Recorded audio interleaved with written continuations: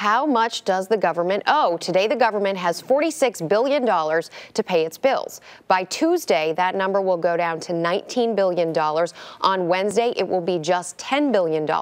But also on Wednesday, the government will owe $23 billion to pay millions of Social Security recipients. So joining us now to shed some light on what August 2nd will look like if a deal is not reached is Chrystia Freeland, editor of Thompson Reuters Digital, and David Weidner, senior columnist at MarketWatch.com. Great to have both of you with us. Good morning. Hey, good morning. Okay, so what is August 2nd really going to be like? And does anyone honestly know exactly how it's going to play out, David? Well, I don't look, the sky's not going to turn black, and you're not going to go down to the post office. It's going to be closed.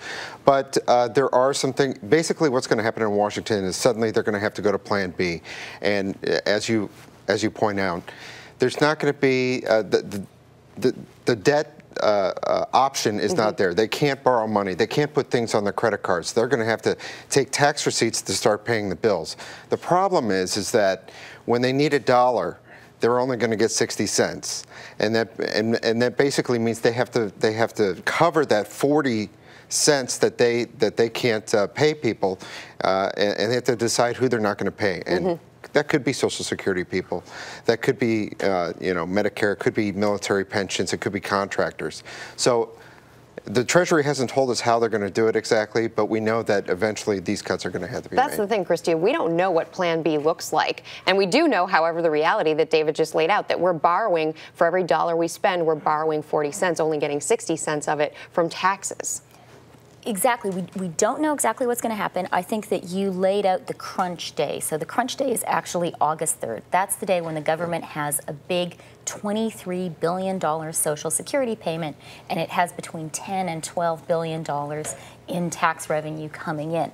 I think the really big issue for the Treasury is going to be how it distinguishes between, if you will, paying back the money it already owes, paying back the government bondholders, and paying its ongoing running costs. Things like Social Security, Medicare, Medicaid, military salaries, and so forth. And I think the betting is that the government will give a priority to paying the bills it already owes, to paying the bondholders, simply because if you don't do that, you go into massive default, and the whole global financial system, I think, really starts getting shaky.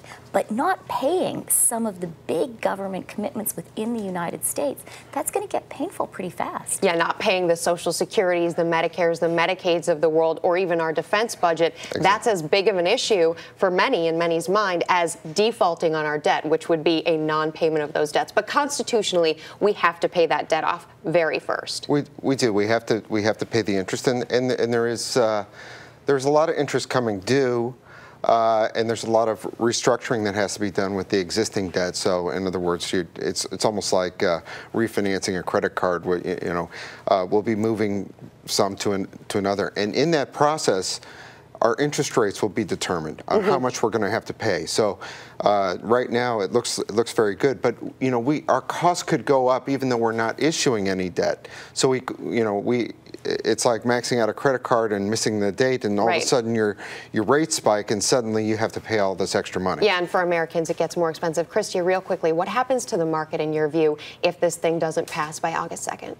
I think for sure you're going to get some market shakiness, and the big question is going to be David's point about the rollover. The big question is going to be the U.S. government.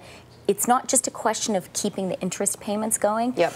It's as if, to use a mortgage metaphor, it's as if your mortgage runs out and you have to refinance, and that must happen in August. That's a good point. The big question is going to be, are the global markets, because a lot of the people who are lending the U.S. money are foreign.